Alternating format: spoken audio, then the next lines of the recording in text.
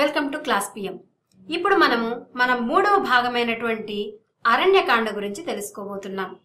అరణ్యకాండ రామాయణంలో ఉండేటువంటి మూడవ భాగం. అరణ్యకాండంలో ఏ ఘట్టం గురించి చెప్పుకోబడింది దాని గురించి తెలుసుకుందాం. దండకారణ్యంలోకి అడుగు పెడతారు సీతారామ లక్ష్మణులు. అక్కడ ఆశ్రమ సముదాయాన్ని చూడగానే అల్లెతాడును ధనుస్సు నుండి వేరు చేశాడు శ్రీరాముడు.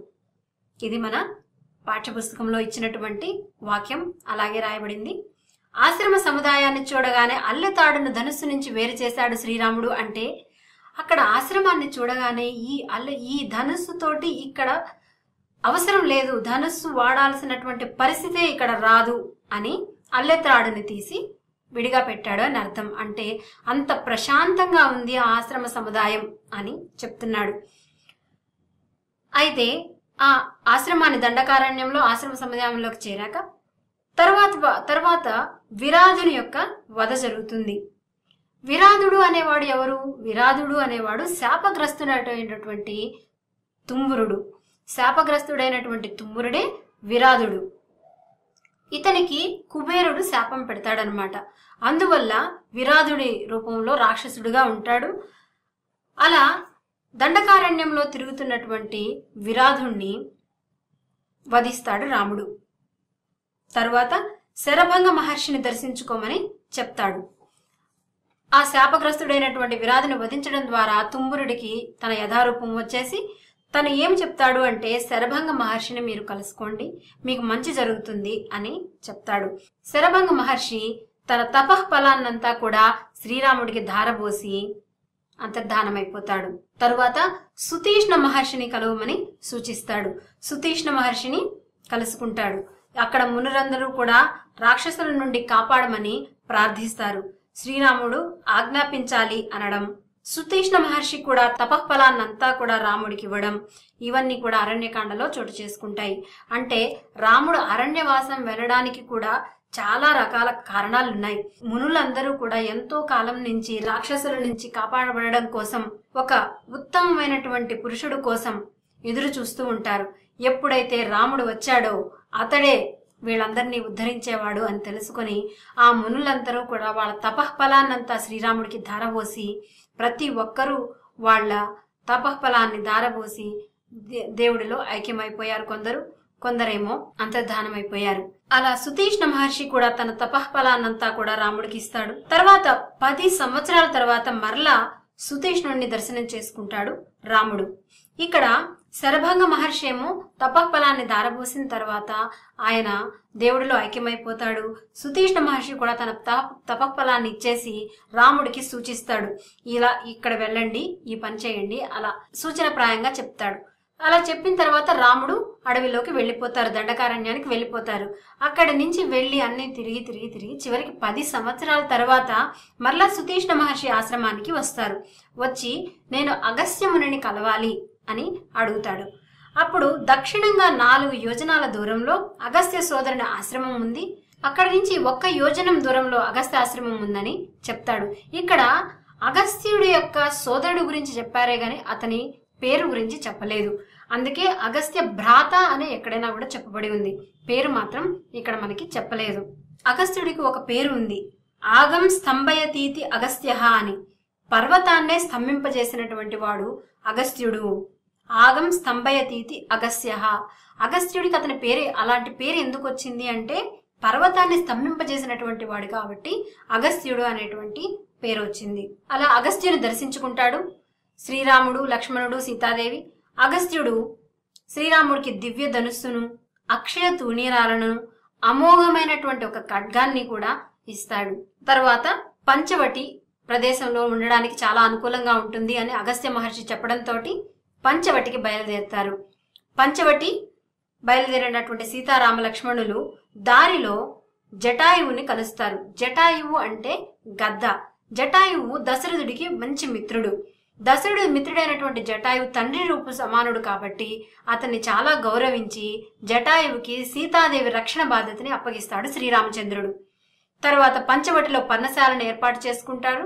లక్ష్మణుడేమో రాముడి ఆజ్ఞతోటి పంచవటిలో ఒక పర్ణశాలని నిర్మిస్తాడు. ఆ పంచవటిలోని పర్ణశాలకి శూర్పణఖ వస్తుంది.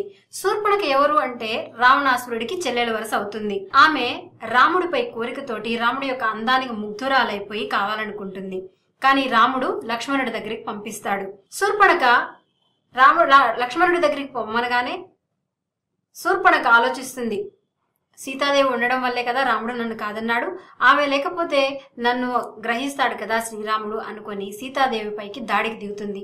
అప్పటి వరకు ఉపేక్షించినటువంటి రాముడు శూర్పణఖ సీతపై దాడి చేయడాన్ని ఓర్చుకోలేక లక్ష్మణుడికి ఆమెను విరూపిని చెయ్యి అని చెప్పి ఆదేశిస్తాడు. అప్పుడు లక్ష్మణుడు రాముడి యొక్క ఆజ్ఞ మేరకి ముక్కు చెవులు కోసి శూర్పణఖని పంపించేస్తాడు. తరువాత శూర్పణఖ కరుడిని కలుస్తుంది. కరుడిని కలిసి అతను ఆ కరుడు అనేటువంటి రాక్షసుడు శూర్పణఖ యొక్క మాటలు విని ఆ విరూపి అనే మొహాన్ని చూసి 14 మంది యోధులను శ్రీరాముడిపైకి పంపిస్తాడు. 14 మంది కూడా ఓడిపోతారు. తర్వాత కరదూషణులు, కరుడు దూషణుడు వీళ్ళిద్దరు ఉంటారనమాట. కరదూషణులు మరియు 14,000 మంది యోధులు రాముడి మీదకి దండెత్తుతారు. 3 గడియల్లో విజయం సాధిస్తాడు రాముడు. ఆ తర్వాత అకంపనుడు అనేవాడు గూఢచారి అనమాట. ఎవరికి గూఢచారి? లంకా నగరంలోని రావణుడికి గూఢచారి. ఈ గూఢచారి అంతా కూడా రావణుడికి చేరవేస్తాడు. అప్పుడు అకంపనుడు ఏం చెప్తాడంటే సీతని ఎత్తుకురమ్మని సూచిస్తాడు. కానీ అప్పుడు రావణుడు ఏం చేస్తాడు? తను ఒంటరిగా వెళ్ళడం ఎంత మాత్రం సబబు కాదనుకొని, ఎందుకంటే గూఢచారి ద్వారా అన్ని విషయాలు తెలుసుకుంటూ ఉన్నాడు, రాముడి యొక్క శక్తియుక్తులన్నీ కూడా తెలుసుకుంటున్నాడు. రావణుడు మారీచుడి ఆశ్రమానికి వెళ్తాడు. కానీ మారీచుడు ఏం చెప్తాడంటే ఆల్రెడీ ఎదురు దెబ్బ తినున్నాడు కదా, ఆల్రెడీ రాముడి యొక్క దెబ్బని చవిచూసి ఉన్నాడు మారీచుడు. యజ్ఞాన్ని కాపాడడానికి వెళ్ళినటువంటి రాముడు లక్ష్మణుడు ఎలా దాడి చేశారో మారీచు సుబాహువులకి బాగా తెలుసు.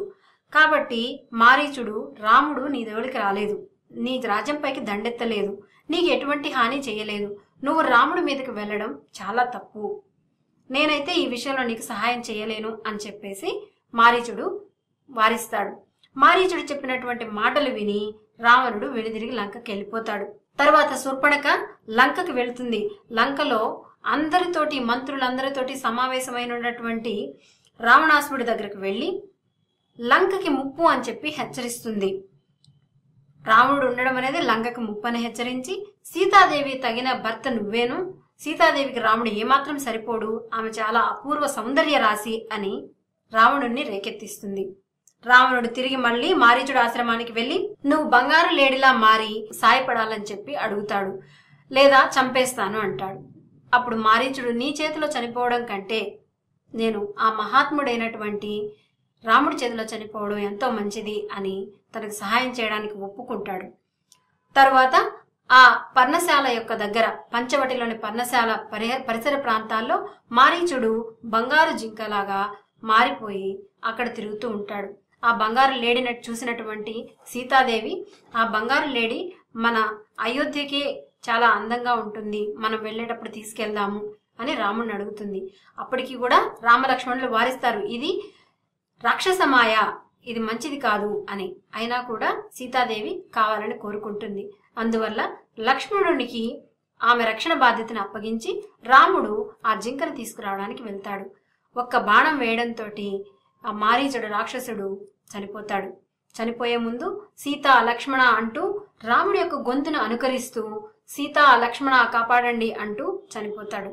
అది విన్న సీతాదేవి చాలా బాధపడుతుంది. నిజంగా రాముడికి ఏదైనా ఆపద వచ్చిందేమో, లక్ష్మణ నువ్వు వెంటనే వెళ్ళు అంటుంది. కానీ లక్ష్మణుడికి తెలుసు కదా రాముడి యొక్క బలాబలాలు తెలుసు కాబట్టి ఇది రాక్షస మాయ, మీరేమీ బాధపడవలసినటువంటి అవసరం లేదు, దుఃఖించవలసినటువంటి అవసరం లేదు అని చెప్తాడు. అప్పుడు సీతాదేవి కన్నెర్ర చేసి నీలో ఏదో దురుద్దేశం ఉండబట్టే నువ్వు ఇలా చేస్తున్నావు అని చాలా కటువుగా మాట్లాడినందువల్ల లక్ష్మణుడు ఆమెకి రక్షణ రేఖను ఒకదాన్ని గీసేసి మీరు ఈ గీత దాటి రావద్దమ్మా అని చెప్పి లక్ష్మణుడు బయలుదేరతాడు అన్న దగ్గరికి. కొంత దూరం వెళ్ళగానే రాముడు ఎదురవుతాడు. వాళ్ళిద్దరూ కలిసి చివరికి ఆశ్రమానికి వచ్చేసరికి సీతాదేవి అక్కడ ఉండదు. ఈ లోపల ఏం జరుగుతుందంటే రావణుడు మాయావి రూపంలో వచ్చేస్తాడు. వచ్చి సీతాదేవిని అపహరించుకొని వెళ్ళిపోతాడు. అలా కనిపించకపోయేసరికి చాలా దుఃఖితులైనటువంటి రాముడు లక్ష్మణుడు ఇద్దరు వెతుక్కుంటూ అడవిలో ప్రయాణమవుతూ ఉంటారు. కొంత దూరం వెతుక్కుంటూ వెళ్లేసరికి అక్కడ జటాయువు రక్తపు ముద్దలో కనిపిస్తాడు. ఏమైంది అని జటాయువుని అడగగా, ఇలా రావణుడు ఆకాశ మార్గంలో సీతాదేవిని అపహరించుకుంటూ వెళ్ళిపోయాడు. నేను కాపాడదామని ప్రయత్నించినా కూడా నా రెక్కల్ని కత్తిరించేయడం వల్ల నేను ఇలా పడిపోయాను అని చెప్పి ప్రాణాలు వదులుతాడు. అలా తండ్రి సమానుడైనటువంటి జటాయువు ప్రాణాలు వదలడం చూసి చాలా దుఃఖిస్తాడు రాముడు. అంత్యక్రియలన్నీ పూర్తి చేసి తరువాత సీతాదేవిని వెతుక్కుంటూ మళ్ళా బయలుదేరుతారు. శ్రీరాముడు జటాయువుకి గోదావరిలో జలతర్పణాలు వదులుతాడు. తర్వాత దండకారణ్యం నుంచి క్రౌంచారణ్యం చేరుకుంటారు. క్రౌంచారణ్యం చేరుకోవడంతో అక్కడ ఆ క్రౌంచారణ్యంలో ఒక కబంధుడు అనేటువంటి రాక్షసుడు ఉంటాడు. ఆ కబంధుడు అడవిలోకి వచ్చినటువంటి ఏ జీవినైనా సరే తన కబంధ హస్తాలతోటి, వికృతమైన రూపము, చాలా పెద్ద చేతులు ఉండేటువంటి వాడు కాబట్టి కబంధుడు అంటారు. అడవిలోకి ప్రవేశించినటువంటి రామలక్ష్మణులని 2 చేతులతో పట్టుకుంటాడు. అమాంతం మింగబోయే సమయానికి రామలక్ష్మణులు వాడి చేతులని ఖడ్గంతో కత్తిరించేస్తారు. అలా కత్తిరించిన తర్వాత కింద పడిపోయినటువంటి కబంధుడు వేడుకుంటాడు, మీరు నన్ను శాపం నుంచి విముక్తి గావించడానికే వచ్చినట్లున్నారు. నేను శాపవశాత్తు ఇలా కబంధుడిగా రాక్షసుడిలాగా ఉన్నాను. నేను ఒక గంధర్వుణ్ణి. శాప ప్రభావం వల్ల ఇలా కబంధుడిగా, ఇలా వికృత రూపంతో రాక్షసుడిగా మారిపోయాను. మీరు కనుక నన్ను దహించినట్లయితే నాకు నా పూర్వ రూపం వస్తుంది. నా దివ్య రూపం రావడంతో నాకు కొంత జ్ఞానం కలుగుతుంది. ఆ దివ్య దృష్టితోటి నేను మీకు సీతాదేవి ఎక్కడ ఉందో చెప్పగలను అని సూచించగా అతను చెప్పినట్టే వాళ్ళు దహన సంస్కారాలు చేస్తారు. దహన సంస్కారాలు చేసిన తర్వాత కబంధుడికి తన పూర్వ రూపం వస్తుంది. ఆ గంధర్వుడుగా మారినటువంటి దివ్య దేహంతో ఉండేటటువంటి కబంధుడు రావణుడి యొక్క వివరాలు చెప్తాడు. తర్వాత వాలి సుగ్రీవుల కథ చెప్పేసి సుగ్రీవుడి మైత్రి మంచిదని తెలుపుతాడు. మార్గంలో పంపా సరస్సును చేరుకుంటారు రామలక్ష్మణులు. అలా కబంధుడు చెప్పగా విని బయలుదేరినటువంటి రామలక్ష్మణులు సుగ్రీవుడి మైత్రి కోసం బయలుదేరారు కదా. దానిలో ఒక పంపా సరస్సు అని ఉంటే అది చాలా అందంగా ఉంటుంది. ఆ పంపా సరస్సు ఆ చుట్టుపక్కల వాతావరణం, ప్రకృతి అందాలను తిలకిస్తూ ఉంటారు. అక్కడ శబరి ఆశ్రమం ఉంటుంది. శబరిని దర్శించి ఆ శబరి కూడా ఎన్నో సంవత్సరాలుగా రాముడి రాక కోసం ఎదురు చూస్తూ ఉంటుంది. అక్కడ దొరికేటువంటి పండ్లనన్నిటికీ కూడా ప్రసాదంగా కానుకగా ఇస్తుంది శబరి రాముడికి. అలా శబరి రాముడిని దర్శించిన తర్వాత తన దేహాన్ని అగ్నికి ఆహుతి చేసి అగ్నికాంతితో ఊర్ధ్వలోకాలకు వెళ్ళిపోతుంది. అలా శబరి ఆశ్రమాన్ని దర్శించి పంపా సరస్సుని దర్శించి చివరికి ఋష్యముఖ పర్వతం చేరుకుంటారు రామలక్ష్మణులు. ఋష్యముఖ పర్వతం పంపా సరోవరాన్ని చేరడం ఇంతవరకు ఈ అరణ్యకాండలో చెప్పుకోబడి ఉంది. తర్వాత ఋష్యముఖ పర్వతాన్ని చేరుకున్న తర్వాత హనుమంతుడు వచ్చి ఏమడుగుతాడు, ఎలా సుగ్రీవుడితో మైత్రి కలుగుతుంది, ఇవన్నీ కూడా కిష్కింధ రాజ్యానికి ఎవరు రాజుగా ఉంటారు, వాలి రాజుగా ఉన్నప్పుడు ఏం జరిగింది, తరువాత సుగ్రీవుని ఎలా రాజుగా చేస్తారు, ఇవన్నీ కూడా కిష్కింధ కాండలో చెప్పబడి ఉంది. ఋష్యముఖ పర్వతం చేరిన దాకా మనం అరణ్యకాండలో తెలుసుకున్నాం.